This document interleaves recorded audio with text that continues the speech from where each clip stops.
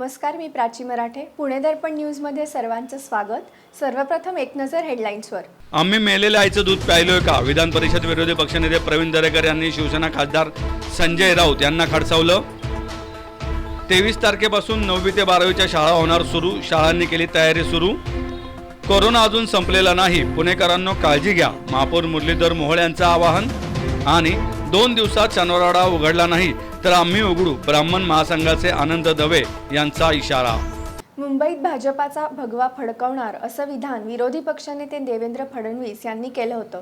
त्यावर शिवसेना खासदार संजय राऊत यांनी तुमच्या 100 पिढ्या झाल्या तरी मुंबई महापालिकेवरील भगवा उतरवणं सोडा, हातही लावता येणार नाही असा टोला लगावता होता.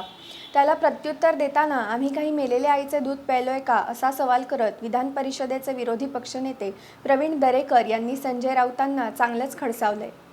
भाजपचे विधान परिषदेचे विरोधी पक्षनेते प्रवीण दरेकर म्हणाले की संजय राऊत यांची पूर्णपणे आत्मविश्वास हरवलेली बॉडी लँग्वेज आहे. देवेंद्र फडणवीस यांनी मांडलेल्या मुद्द्यांवर स्पष्टीकरण दिले नाही. मुंबई महाराष्ट्रापासून तोडणार. भगवा काही पेटन दिला का? आम्ही काही मेलेल्या आईचं दूध प्यायलोय का? जनता ठरवणार भगवा कोणाच्या हातात द्यायचा. छत्रपतींचा भगवा, हिंदुत्वाचा भगवा फक्त शिवसेनेचा नाही असा घाणाघात त्यांनी शिवसेनेवर केलाय. देवेंद्र फडणवीस राज्याचे विरोधी पक्षनेते आहेत, त्यामुळे कार्यकर्त्यांसमोर अशी विधाने करू शकतात. भाजपला वाटत असेल आता तो छत्रपतींचा भगवा फडकत आहे, तो शुद्ध नाही आणि ते जे कोणता भगवा फडकवणार असेल तो शुद्ध आहे याचा निर्णय जनता ठरवेल. मुंबई महाराष्ट्राची राजधानी आहे. मुंबई महाराष्ट्राला मिळवण्यासाठी राज्यात 105 हुतात्म्यांनी बलिदान दिलं आहे. जेव्हा जेव्हा दिल्लीकडून मुंबईची कुचंबना झाली आहे तेव्हा तेव्हा मराठी माणूस रस्त्यावर उतरला आहे. त्यात शिवसैनिक आघाडीवर आहे. हा इतिहास भाजपाने चाळला पाहिजेत. या लोकांना मुंबईत महाराष्ट्रात ठेवायची नाही. मुंबईत येणाऱ्या उद्योगपतींना हुसकावून त्यांच्या राज्यात नेतात. मुंबईचं महत्त्व कमी करतायत, त्यावर भाजप नेते बोलत नाहीत. मुंबई ओरबडायची असेल तर त्याला आमचा विरोध आहे.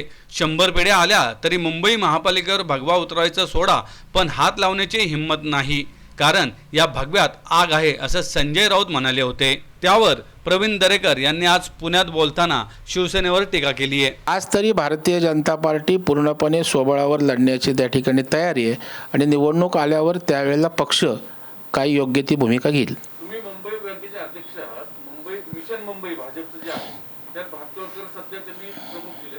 तुमचंही निश्चितच योगदान असेल. हो आहेच ना, मी मुंबईकरच आहे ना. हां, काही जबाबदारी असणार आहे. मी राज्याचा विरोधी पक्ष नेता आहे. मुंबई राज्यातच येते ना. एकदा राज्याचा संपादक असल्यावर एखाद्या बीटचा प्रमुख करतात का? प्रश्न नाही. मुंबई मिशन भाजप. आता मी राज्याचा विरोधी पक्ष नेता आहे. मी ओव्हरऑल मुंबईच्या सगळ्या गोष्टीत असणारच आहे ना. आता संपादकाला आपण विचारू का तू एखादा बीट किंवा पर्टिक्युलर हे करत नाही. आता मी राज्याचा विरोधी पक्ष, मुंबई काय, पुणे काय, नाशिक काय, सगळीकडे जबाबदारी असणार आहे आणि मुंबईकर असल्यामुळे जास्त मी त्या ठिकाणी असणार आहे. आता मी काय मुंबईचा प्रभारी होणं अपेक्षित आहे की मुंबईच्या एका विभागाचा प्रमुख होणं अपेक्षित आहे. जबाबदारी सामुदायिक असते. मी असेल, आशिष शेलार असतील, भातकाळकर, लोढा आणि मुंबईचे सारे नेते आम्ही ताकदीनं लढणार आहोत. पूर्णपणे आत्मविश्वास हरवलेली बॉडी लँग्वेज त्यांची मला संजय राऊत यांची पहिली दिसली. पहिले संजय राऊत बोलताना हातवारे करून मान हलवणं, परंतु बारकाईनं बघा, मुद्दाम मी सांगतो, एवढा आत्मविश्वास हरवलेली प्रेसशी बोलताना संजय राऊतना मी कधीच पाहिलं नाही. याचा अर्थ देवेंद्रजींनी जे 8-10 मुद्दे मांडले त्या एकाही मुद्द्यावर स्पष्टीकरण संजय राऊतांनी दिलं नाही. मेट्रो रेल संदर्भात भूमिका मांडली नाही. कोस्टल रेल संदर्भात भूमिका मांडली नाही. मुंबई महानगरपालिकेच्या भ्रष्टाचारावर त्या ठिकाणी भूमिका मांडली नाही. त्या ठिकाणी हार्बर लिंक आहे त्याच्या संदर्भात भूमिका मांडली नाही. देवेंद्रजींनी 8-10 मुद्द्यांचं तपशीलवार त्या ठिकाणी टीका करत असताना मार्गदर्शन केलं. त्या एकाही प्रश्नाला हात घातला नाही. याचं कारण गेल्या अनेक महिन्यातली शिवसेनेची तुम्ही भूमिका बघा. विकासाच्या मुद्द्यावर बोलायचं नाही. राज्य सरकार काम करते सांगायचं नाही. केंद्र सरकार राज्य सरकार वाद उभा करायचा, भावनिक वातावरण निर्माण प्रयत्न करायचा. आपण काय करतोय सांगायचं नाही. कधी राज्यपाल मुख्यमंत्री वाद उभा करायचा आणि मुंबई महाराष्ट्रापासून तोडणार. आम्ही काय मेलेल्या आईचं दूध प्यायलो का? तुम्हाला ठेका दिला मुंबईचा? आम्ही कोण आहोत का? भारतीय जनता पार्टीत मराठी माणसं नाही आहेत? छत्रपतींचा भगवा ह्यांना काय पेटंट दिलं आहे का? भगवा आमचा नाही, भगवा तुमचा नाही, आणि तुम्ही त्या भगव्याशी प्रतारणा करताय. त्याच्यामुळे त्या भगव्याला आता हात लावण्याचं तुम्ही ठरवा काय करायचं ते.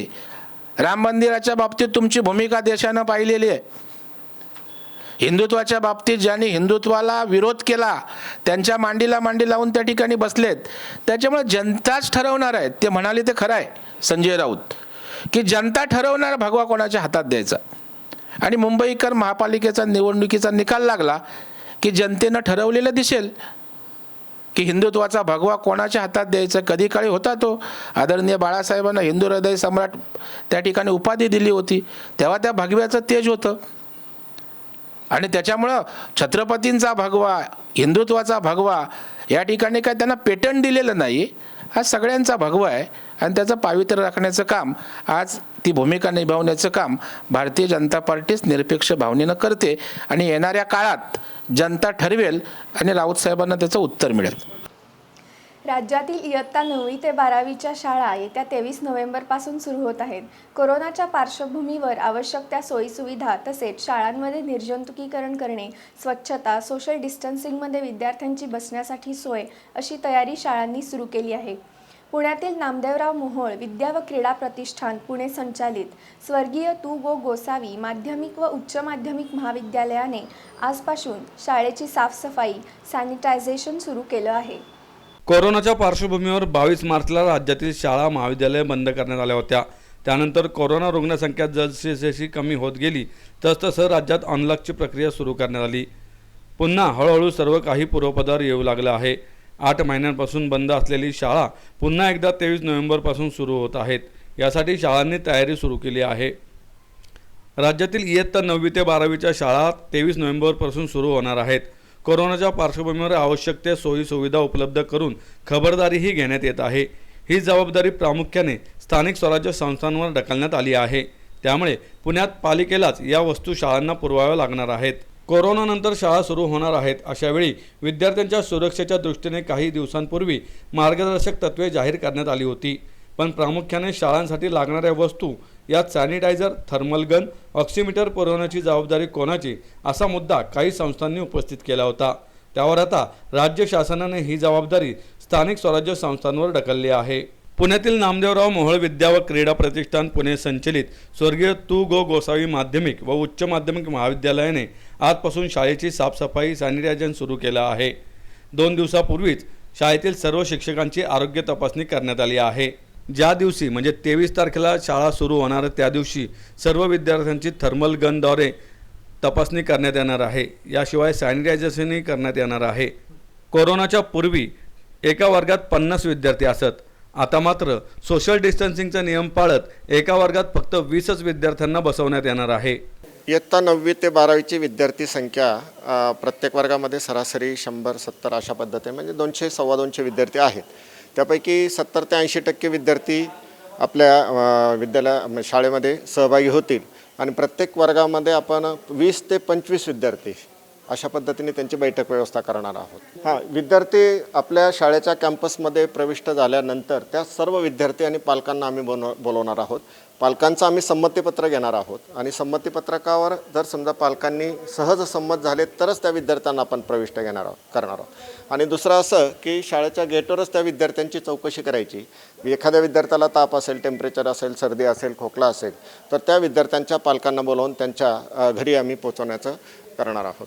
तर प्रत्येक वर्गामध्ये सुरुवातीला ज्यावेळेस लॉकडाऊन नव्हतं किंवा कोविड-19 नव्हतं त्याच्या आधी प्रत्येक वर्गामध्ये सरासरी 50 विद्यार्थी बसत होते. पण आज आपण एका वर्गामध्ये 20 विद्यार्थी सोशल डिस्टन्सिंगने स्पायरली ते विद्यार्थ्यांना बसवण्याची व्यवस्था त्या ठिकाणी करणार आहोत. कोरोनाच्या संघर्षातही पुणेकरांनी उत्साहात दिवाळीचा उत्सव साजरा केला. अनेक ठिकाणी कळत नकळतपणे गर्दी झाली. मात्र कोरोना अजून संपलेला नाही. पुढच्या टप्प्यात म्हणजे डिसेंबर-जानेवारीत तो वाढण्याची भीती आहे असं सांगत काळजी घेण्याचे आवाहन महापौर मुरलीधर मोहोळ यांनी केलं आहे. कोरोना विरोधात आपण सारेजण आता पुन्हा सामूहिक लढा उभारू अशी अपेक्षाही त्यांनी व्यक्त केली आहे. खरं तर केंद्राने जे काही अनुमान दिलं किंवा अंदाज वर्तवला आहे त्याच्यामध्ये दुसरी लाट येण्याची शक्यता असेल तर त्याच्यामध्ये काय होऊ शकतं तर मागच्या काळामध्ये जी तुमच्या शहरातली सर्वोच्च ॲक्टिव्ह रुग्णांची संख्या असेल त्याच्या 1.10% ही रुग्णांची संख्या तुमची असू शकते असा अंदाज त्यांनी सांगितला आहे. म्हणजेच जर आपण साधारणतः पाहिलं की आपला मागच्या काही महिन्यातला जर सर्वोच्च ॲक्टिव्ह पेशंटचा जो आकडा होता तो साधारणतः 18,000च्या आसपास होता. म्हणजे साधारणतः 19 ते 20,000 संख्या तुमची ॲक्टिव्ह रुग्णांची होऊ शकते जर सेकंड वेव्ह आली तर.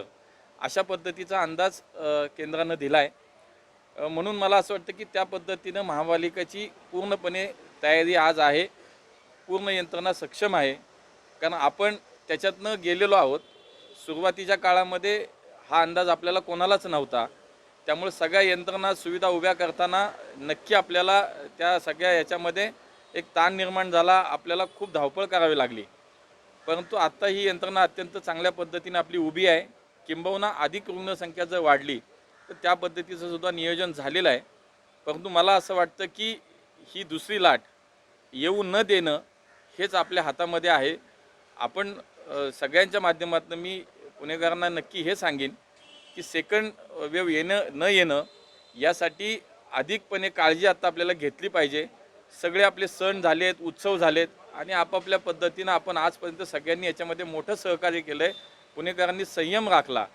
इथून पुढच्या काळामध्ये काही दिवस पुढचे 2 महिने अत्यंत काळजीचे आहेत आणि म्हणून आपण सगळ्यांनी पूर्णपणे काळजी घेऊ. पुन्हा कुठली तरी दुर्दैवानं जर अशी परिस्थिती आली तर पुन्हा लॉकडाऊन, पुन्हा ह्या सगळ्या गोष्टीला आपल्याला अजिबात आपल्यापर्यंत पोचू द्यायचं नाही आहे. आणि म्हणून या सगळ्या याच्यामध्ये अधिकची काळजी घेऊ, सगळे नियम पाळू. मास्क असतील, गर्दीचं ठिकाणं टाळणं असेल, सोशल डिस्टन्सिंग, या सगळ्या गोष्टी तंतोतंत पालन करू. महापालिकेच्या ठिकाणी स्तरावरती या सगळ्या गोष्टीची अत्यंत बारकाईने लक्ष ठेवून आहे आणि त्याच्यामध्ये एक चांगली यंत्रणा आपली आजही तयार आहे. त्याबद्दल कुठली शंका मनामध्ये असण्याचं कारण नाही. ज्या वेळेला आपल्याला अँटीजेन टेस्ट कराव्या लागतात त्या वेळेला महानगरपालिकेने त्याच्यामध्ये कुठेही आपण कमी पडलो नाही. देशातली पहिली महापालिका आहे की ज्यांनी स्वतःच्या पैशातून सगळ्यात अगोदर अँटीजेन टेस्ट आपण किट्स खरेदी केल्या आणि त्या माध्यमातून मोठ्या प्रमाणामध्ये टेस्टिंग झालं. पुण्यामध्ये आज आपण पाहिलं तर मागच्या 4-5 महिन्यामध्ये देशात सगळ्यात जास्त टेस्टिंग पुण्यामध्ये झालं. अँटीजेन टेस्ट असतील किंवा RT-PCR असतील, या सगळ्या माध्यमातून आपण मोठ्या प्रमाणामध्ये टेस्टिंग केलं. पर मिलियन टेस्टिंग असेल, एकूण टेस्टिंग असेल, हे आजही खूप मोठ्या प्रमाणामध्ये झालेलं आपल्याला दिसतं. त्यामुळे पुढच्या काळामध्ये जर तशी गरज लागली तर त्याचीसुद्धा 100% तयारी आपली आहे. आणि मागच्या 2 दिवसात आपल्याला थोडी संख्या वाढलेली दिसती आहे, परंतु आपण ती खूप वाढली आणि त्याच्यामुळे मग कोणाला तरी आत्ता दोष द्यावा अशी परिस्थिती नाही. आजही ती अत्यंत नियंत्रणामध्ये आहे. 100-150 संख्या इकडे तिकडे होती आहे, परंतु त्याच्यामध्ये काळजी करण्याचं कारण नाही. शनिवारवाडा पर्यटकांसाठी खुला करण्यात यावा या मागणीसाठी ब्राह्मण महासंघ आक्रमक झाला आहे. येत्या 2 दिवसात शनिवारवाडा उघडला नाही तर तो आम्ही उघडू असा इशारा ब्राह्मण महासंघाचे पदाधिकारी आनंद दवे यांनी दिलाय. येत्या 2 दिवसात शनिवारवाडा उघडला नाही तर आम्ही उघडू असा इशारा ब्राह्मण महासंघाचे पदाधिकारी आनंद दवे यांनी दिला आहे. दवे म्हणाले, लॉकडाऊनच्या शेवटच्या टप्प्यामध्ये सर्व धार्मिक स्थळे आणि ऐतिहासिक स्थळे उघडण्यासाठी केंद्र सरकारकडून परवानगी देण्यात आली. महाराष्ट्र सरकारनेही ऐतिहासिक स्थळे उघडण्यासाठी परवानगी दिली, परंतु पुरातत्व खात्याला मात्र अजूनही जाग आलेली दिसत नाही. पुण्यातील शनिवारवाडा अजूनही बंद आहे. दिवाळीनिमित्त किंवा इतर काही कारणासाठी बाहेरगावचे लोक पुण्यात आल्यानंतर त्यांना शनिवारवाडा पाहण्याची इच्छा असते, परंतु तो बंद असल्यामुळे त्यांना पाहता येत नाही. हा पुणेकरांचा अपमान आहे असं आम्ही मानतो. त्यामुळे शनिवारवाडा ताबडतोब पर्यटकांसाठी खुला करावा अशी मागणी ब्राह्मण महासंघाने केली आहे. या संदर्भात आम्ही पुरातत्व खात्याला निवेदन देणार आहोत. त्यानंतर पुढच्या 2 दिवसात पुरातत्व खात्याने शनिवारवाडा उघडला नाही तर आम्ही स्वतः पुढाकार घेऊन पर्यटकांसाठी शनिवारवाडा खुला करू असा इशारा अनंत दवे यांनी दिला आहे. शेवटच्या टप्प्यामध्ये सर्व प्रार्थना स्थळं सरकारने उघडलेली आहेत. सर्व ऐतिहासिक स्थळं सुद्धा उघडलेली असताना फक्त शनिवारवाडा बंद ठेवलेला आहे. खरं तर केंद्र सरकार आणि राज्य सरकारचे स्पष्ट आदेश असताना सुद्धा शनिवारवाडा उघडला जात नाहीये. दिवाळीच्या सुट्ट्यांमध्ये अनेक बाहेरगावची लोक खास शनिवारवाडा बघायला पुण्यात येतात. त्यांना निराश होऊन परत जावं लागतंय. त्यामुळे आज दुपारी 4 वाजता ब्राह्मण महासंघाच्या वतीनं पुरातत्व खात्याला एक निवेदन देण्यात येणार आहे. पुढच्या 2 दिवसात जर शनिवारवाडा उघडला नाही तर ब्राह्मण महासंघ तिथं मोठं आंदोलन करेल. आता वेळ झाली आहे छोट्याशा विश्रांतीची. पाहत रहा पुणे दर्पण न्यूज.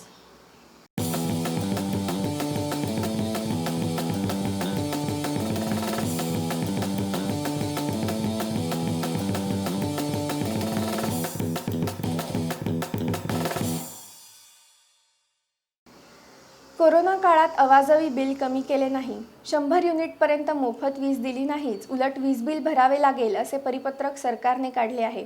हे सरकारला संकट काळात शोभणारे नाही.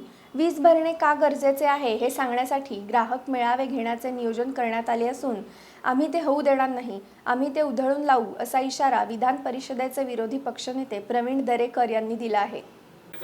भारतीय जनता पार्टीच्या वतीनं वीज बिलावर त्या ठिकाणी चंद्रकांत दादांनी भूमिका मांडली, मीही त्या ठिकाणी मांडलेली आहे की तुम्ही जे 100 युनिटपर्यंत मोफत वीज देणार बोललात ती तर दिली नाहीतच, जो निर्णय जाहीर केलात. त्यानंतर कोरोना काळात जी अवाजवी बिलं आलेली आहेत ती त्या ठिकाणी आपण वीज बिलात सवलत देऊ, कमी करू सांगितलं, तेही त्या ठिकाणी केले नाहीत. उलट पक्षी या पीडित अशा संकटग्रस्त ग्राहकांच्या जखमेवर मीठ चोळण्यासाठी तुम्हाला ही बिलं भरावीच लागतील अशा प्रकारचं सर्क्युलर आपण त्या ठिकाणी पाठवता. हे सरकारला या संकट काळात शोभा देणारं नाही. उलट ही बिलं कशी योग्य आहेत ते सांगणारे जनजागृती आणि ग्राहक मेळावे त्या ठिकाणी घ्यायचं सुद्धा काम ते वर करतायत. त्यावेळेला मी इशारा दिलाय. आजही आपल्या पुण्यातल्या या पत्रकार परिषदेच्या माध्यमातून सांगतो, अशा प्रकारचा ग्राहक मेळावा झाला तो ग्राहक मेळावा आम्ही होऊ देणार नाही, उधळून लावू. कारण शेवटी ग्राहकांचं हित त्या ठिकाणी महत्त्वाचं आहे आणि त्याच्यामुळे या संदर्भात निर्णय होईपर्यंत अशा प्रकारचे ग्राहक मेळावे आम्ही होऊ देणार नाही आणि अवाजवी बिल त्या ठिकाणी आकारू देणार नाही. आंदोलन चालूच आहे ना. आता हे बोललो म्हणजे आंदोलनाचं. ग्राहक बिल होऊ देणार नाही. उद्या मेळाव्याच्या ठिकाणी आम्ही मेळावे होऊन देणार नाही. रस्त्यावर त्या ठिकाणी ठिकठिकाणी झालेत आंदोलन पक्ष पातळीवर. आणखी उद्या परवा दादा करतील जाहीर प्रदेश अध्यक्ष. भारतीय संविधान संवर्धन व संरक्षण समितीच्या वतीने भारताच्या 71व्या संविधान दिनानिमित्त देण्यात येणारा संविधान रत्न पुरस्कार महाराष्ट्र राज्याच्या विधानसभेच्या उपसभापती डॉक्टर नीलम गोऱ्हे आणि गोरगरीब कष्टकऱ्यांचे नेते बाबा कांबळे यांना देण्यात येणार आहे. शनिवार दिनांक 21 नोव्हेंबर 2020 रोजी सायंकाळी 6 वाजता पुणे श्रमिक पत्रकार संघाच्या कम्युन्स हॉलमध्ये अखिल भारतीय मराठी साहित्य संमेलनाचे माजी अध्यक्ष डॉक्टर श्रीपाल सबनीस यांच्या हस्ते हे पुरस्कार प्रदान करण्यात येणार आहेत, अशी माहिती भारतीय संविधान संवर्धन व संरक्षण समितीचे मुख्य समन्वयक विठ्ठल गायकवाड आणि बहुजन शिक्षक संघाचे अध्यक्ष डॉक्टर गौतम बेंगाळे यांनी पत्रकार परिषदेत दिली. या पुरस्काराचे यंदा 4थे वर्ष असून भारतीय संविधानाची प्रत, भारतीय संविधानाची उद्देशिका, सन्मान चिन्ह आणि तिरंगी शाल असे या पुरस्काराचे स्वरूप आहे. या कार्यक्रमाच्या अध्यक्षस्थानी माजी गृहराज्यमंत्री आणि पुणे शहर जिल्हा काँग्रेस कमिटीचे अध्यक्ष रमेश बागवे हे असणार आहेत. भारतीय संविधान संवर्धन समितीच्या वतीनं भारताच्या 71व्या संविधान दिनानिमित्त यंदाचा संविधान रत्न पुरस्कार महाराष्ट्र राज्याच्या विधान परिषदेच्या उपसभापती डॉक्टर नीलमताई गोरे, त्याचप्रमाणे गोरगरीब कष्टकऱ्यांचे नेते आदरणीय बाबा कांबळे यांना शनिवार दिनांक 21 नोव्हेंबर 2020 रोजी सायंकाळी 6 वाजता पत्रकार प्रतिष्ठानचे कम्युन्स हॉल, पत्रकार भवन, गांजवे चौक, नवी पेठ, पुणे 30 या ठिकाणी सन्मानपूर्वक अखिल भारतीय मराठी साहित्य संमेलनाचे माजी अध्यक्ष डॉक्टर श्रीपाल सबनीस यांच्या हस्ते आपण देणार आहोत.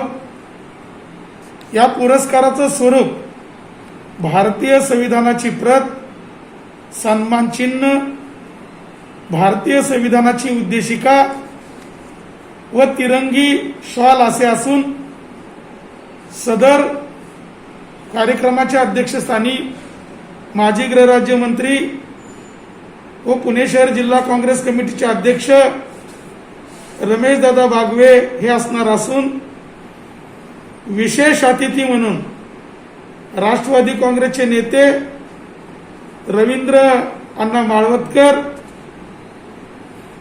शिवसेना प्रमुख संजयजी मोरे, त्याचप्रमाणे रमाई महोत्सव समितीचे अध्यक्ष ॲडव्होकेट प्रमोदजी आडकर, नगरसेविका लताताई राजगुरू, DSSचे संघ प्रमुख दादासाहेब सोनवणे व स्वागत अध्यक्षस्थानी महाराष्ट्र साहित्य कला प्रसारणीचे कार्याध्यक्ष सचिन इटकर सर, त्याचप्रमाणे संयोजक म्हणून डॉक्टर गौतमजी बेंगाळे सर, असे अनेक संविधानवादी पक्ष कार्यकर्ते उपस्थित राहणार आहेत। मला सांगायला तुम्हाला अभिमान वाटतो की संविधानाचा जागर हा घरोघर करण्यासाठी 2017 पासून भारतीय संविधान संवर्धन समिती सातत्यानं कार्यरत आहे। शिक्षण क्षेत्रातील शास्त्रज्ञांनी केलेल्या अभ्यासानुसार वयाच्या 3ऱ्या ते 7व्या वर्षांपर्यंत 85% मुलांच्या मेंदूचा विकास होत असतो। त्यावर त्यांचे पुढचे भविष्य ठरते। याचा विचार करून वयाच्या 3ऱ्या वर्षापासून विविध खेळांच्या माध्यमातून शिक्षण देण्याबाबत विचार सुरू आहे। त्यानुसार अभ्यासक्रम तयार करण्यात येणार असल्याची माहिती केंद्रीय शिक्षण मंत्री डॉक्टर रमेश पोखरियाल निशंक यांनी दिली आहे। महाराष्ट्र एज्युकेशन सोसायटीच्या शतकोत्तर हीरक महोत्सवी वर्षपूर्ती समारंभामध्ये ते बोलत होते।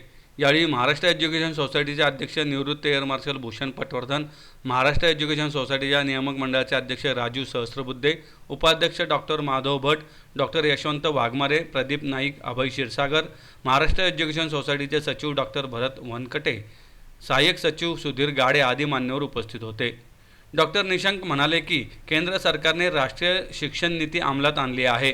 जर्मनी, जपान, अमेरिका, इस्रायल यासारख्या देशांनी आपली मातृभाषा समृद्ध करीत प्रगती केली आहे। केंद्रानेही हेच धोरण अंमलात आणले असून आपल्या मातृभाषेतूनच शिक्षण घेण्याचे स्वातंत्र्य दिले आहे। या मातृभाषेबरोबरच 22 भाषांपैकी आणखी एक भाषा निवडता येणार आहे। त्याचबरोबर शिक्षण घेत असताना व्यवसायाभिमुख शिक्षणावरही अधिक भर दिला जाणार आहे। यावर्षी आपल्या देशावर कोविडसारखे महाभयंकर संकट आलेले आहे, परंतु त्यावर आपण वेगवेगळ्या पद्धतीने मात केली आहे। अनेक विद्यार्थ्यांनी प्रयोगशाळेत जाऊन कोविडच्या टेस्टिंगचे किटही निर्मिती केली आहे। ते किट आपण प्रदेशात पाठवले। शिक्षण क्षेत्रातही आमूलाग्र बदल झाले असल्याचं त्यांनी सांगितलं। अध्यक्षीय भाषणात भूषण गोखले म्हणाले की महाराष्ट्र एज्युकेशन सोसायटीच्या वतीने शिक्षण तळागाळापर्यंत पोहोचवण्यासाठी प्रयत्न केले जात आहेत। ग्रामीण भागातील तसेच वंचितांना शिक्षण देण्यासाठी प्रयत्न करीत आहोत असेही त्यांनी सांगितलं। भारत ने जिस बात को शुरू से महसूस किया कि मूल्यों की शिक्षा जीवन मूल्यों के आधार पर जब तक खड़ा नहीं होगा, जब तक जीवन क्या हम इसको मानव नहीं बना रहे हैं बल्कि मशीन बना रहे हैं।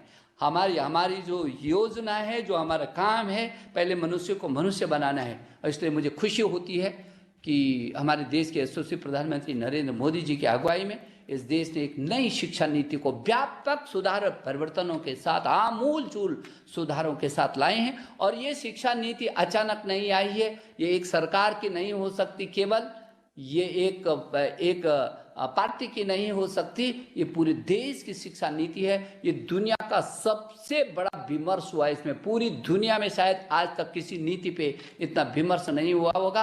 जहाँ 33 करोड़ छात्रों से पूछा जा रहा होगा, 33 करोड़ छात्रों के माता पिता से मैं संवाद कर रहा हूँगा, 33-99 करोड़ तो वही हो जाते हैं जहाँ शिक्षक से लेकर शिक्षाविदों तक, वैज्ञानिकों से लेकर विशेषज्ञों तक, ग्राम प्रधान से लेकर के प्रधानमंत्री जी तक के सुझाव लिए, गाँव से लेकर के संसद तक के सुझाव लिए, शिक्षा मंत्रियों से लेकर शिक्षा सचिव और शिक्षा निदेशकों तक के सुझाव लिए हों। और लगातार ये सुझाव परामर्श किया है पूरे देश के अंदर। और उसके बाद भी जो मसौदा हमारे पास आया था, उस मसौदे को हमने पब्लिक डोमेन में डाला और फिर भी कहा कि यदि किसी के मन में कोई किसी कोने पर कोई बात रही होगी तो आप, क्योंकि भारत की शिक्षा नीति बदल रही है। शिक्षा तो किसी भी व्यक्ति का, परिवार का, समाज का, राष्ट्र की आधारशिला होती है, रीढ़ की हड्डी होती है। जिस तरीके की रीढ़ की हड्डी यदि कमजोर हो गई, टूट गई, तो पूरे शरीर का अस्तित्व बेकार हो जाता है। इस तरीके से ये जो शिक्षा है, ये सबकी है, समर्थ होनी चाहिए हमारे देश की शिक्षा। और इसलिए भारत केंद्रित शिक्षा हो, यह हमारा शीर्ष पर रहा है। और उसमें ज्ञान, विज्ञान, अनुसंधान, नवाचार से युक्त हो। और इसलिए 2 लाख 2.25 लाख सुझाव हमारे को फिर आए, जो मसौदा पब्लिक डोमेन में डालने के बाद हमने किया, और 3-3 सचिवालय हमने उसके बनाए, और 3-3 सचिवालयों में 20-20 लोगों की 20-20 कमेटियां गठित करके एक एक सुझाव का विश्लेषण करने के बाद जो अमृत के रूप में आया, वो नई शिक्षा नीति, राष्ट्रीय शिक्षा नीति 2020 आपके हाथों में है। मुझे भरोसा है कि आपकी संस्था, आपकी जैसी संस्था उसको लागू करके मेरे भारत का मान बढ़ाएगी।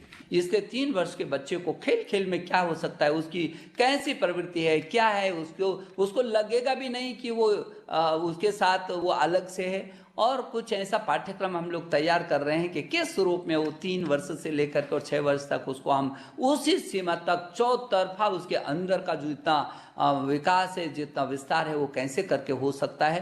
तो हम लोग आमूल चूल परिवर्तन के साथ मातृभाषा में हमारी शिक्षा होगी। मातृभाषा में इसलिए रखा है कि ये वैज्ञानिकों का है और यूनेस्को सहित पूरी दुनिया की संस्थाओं ने कहा कि अपनी मातृभाषा में जो अभिव्यक्ति आ सकती है वो दूसरी भाषा में सीख करके नहीं आ सकती है। पदवीधर मतदारसंघ निवडणुकीत पुणे पदवीधर मतदारसंघातून अपक्ष म्हणून निवडणुकीच्या रिंगणात उतरलेल्या नीताताई ढमाले यांनी जिंकण्याचा निर्धार व्यक्त केला आहे। ढमाले म्हणाल्या, पदवीधर मतदारसंघाची निवडणूक ही राजकीय पक्षांना बळकटी देण्यासाठी नसून पदवीधरांच्या कल्याणासाठी आहे। म्हणूनच मी पदवीधरांसाठी विधायक कामे करण्यासाठी निवडणूक लढवत आहे। महिलांना राजकीय आरक्षण दिले पाहिजे अशी नुसतीच चर्चा राजकीय पक्ष करत असतात। प्रत्यक्षात उमेदवारी देताना याचा त्यांना विसर पडतो।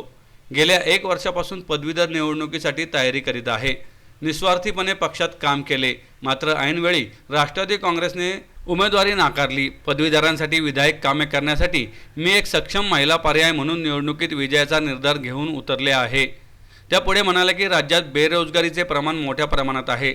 सरकारी योजना प्रभावी पद्धतीने राबवल्या तर यावर उपाय ठरू शकतो, मात्र याकडे दुर्लक्ष केले जाते। स्पर्धा परीक्षा करणारे विद्यार्थ्यांची मानसिकता बदललेली आहे। आरक्षणाच्या कचाट्यात परीक्षा अडकलेल्या आहेत। महापोर्टलच्या माध्यमातून परीक्षा घेऊन विद्यार्थ्यांचे नुकसान झाले आहे। यामध्ये मोठा घोटाळा झाला असून त्याची चौकशी होण्याची गरज आहे। 3 वर्षापासून पोलीस भरती करू असे पोकळ आश्वासन दिले जात आहे। उच्च शिक्षण घेतल्यानंतर त्यांच्या हातात काय मिळते हा मोठा प्रश्न आहे। शासकीय नोकऱ्यांमध्ये कंत्राटीकरण सुरू झाले आहे, याकडे लक्ष देण्याची गरज असल्याचंही त्यांनी यावेळी सांगितलं। पदवीधर मतदारसंघाचा प्रामुख्याचा मुद्दा आहे विद्यार्थ्यांचा, त्यातूनही स्पर्धा परीक्षांच्या विद्यार्थ्यांचा। कारण ह्याच्यामधून जो विद्यार्थी जातो तो सरळ शासनामध्ये जातो आणि शासन ही आपल्या सिस्टीमची, आपल्या समाजाची बॅकबोन आहे। त्याच्यामुळे त्या विद्यार्थ्यांवर काम करणं मला प्रामुख्याने गरज वाटते। त्यानंतर विद्यार्थी पण कुठला, ग्रामीण भागातला हा विद्यार्थी येतो शेतकरी कुटुंबातून, तो शेती सोडून किंवा शेतीला दुर्लक्ष करतो, त्याचं दुर्लक्ष होतं, ते इच्छेने होतं, अनिच्छेने होतं, कारण त्याला त्याचा गाव सोडून पुण्यासारख्या ठिकाणी यावं लागतं। त्याच्यामुळे एकतर ह्या विद्यार्थ्यांची शेतीची नाळ तुटली जाते। तर ह्या सगळ्या सुविधा आपण त्यांना तिथे पुरवल्या तर ही मुलं शेती आणि शिक्षण एकत्रितपणे घेऊ शकतील आणि जास्तीत जास्त चांगलं काम करू शकतील, जास्तीत जास्त चांगलं यश घेऊ शकतील असं मला वाटतं। त्यानंतर शिक्षकांचे काही मुद्दे आहेत जे मी आत्ता बोलले। त्याच्यामध्ये आत्ताचा मुद्दा आहे विना अनुदानित शिक्षकांचा मुद्दा। त्यांचं अनुदान खूप वर्षापासून रखडलं आहे, तिथे काही शिक्षकांनी आत्महत्या केल्यात। तर एक सोल्युशन म्हणून मी सुचवू शकते, कंपन्यांचे जे CSR फंड असतात त्याच्यामधून जर सरकारने थोडंसं काही व्यवस्थितपणे समजावून, थोडंसं समन्वय साधून त्या फंडातून जर ह्या शिक्षकांकडे थोडंसं लक्ष दिलं आणि त्यांना काही निधी उपलब्ध करून दिला तर ते सर्वांच्या हिताचं राहील असं मला वाटतं। पदवीधरांचा अजून एक मुद्दा आहे रोजगारी। तर रोजगारीचा मुद्दा एका रात्री सुटणारा नाही, त्यासाठी शेती हा खूप चांगला पर्याय होऊ शकतो, म्हणून शेतीकडे सर्वांनी लक्ष वेधणं गरजेचं आहे। त्यासाठी सेंद्रिय शेती असेल, आधुनिक शेती असेल, हे चांगले पर्याय आपण वापरू शकतो। पुन्हा एक नजर हेडलाईन्सवर। आम्ही मेलेल्या आईचं दूध प्यायलोय का? विधान परिषद विरोधी पक्षनेते प्रवीण दरेकर यांनी शिवसेना खासदार संजय राऊत यांना खडसावलं। 23 तारखेपासून 9वी ते 12वीच्या शाळा होणार सुरू, शाळांनी केली तयारी सुरू। कोरोना अजून संपलेला नाही, पुणेकरांनो काळजी घ्या, महापौर मुरलीधर मोहोळ यांचं आवाहन। आणि 2 दिवसात शनिवारवाडा उघडला नाही तर आम्ही उघडू ब्राह्मण महासंघाचे आनंद दवे यांचा इशारा. याचबरोबर आजचं बातमीपत्र संपलं. पाहत रहा पुणे दर्पण न्यूज.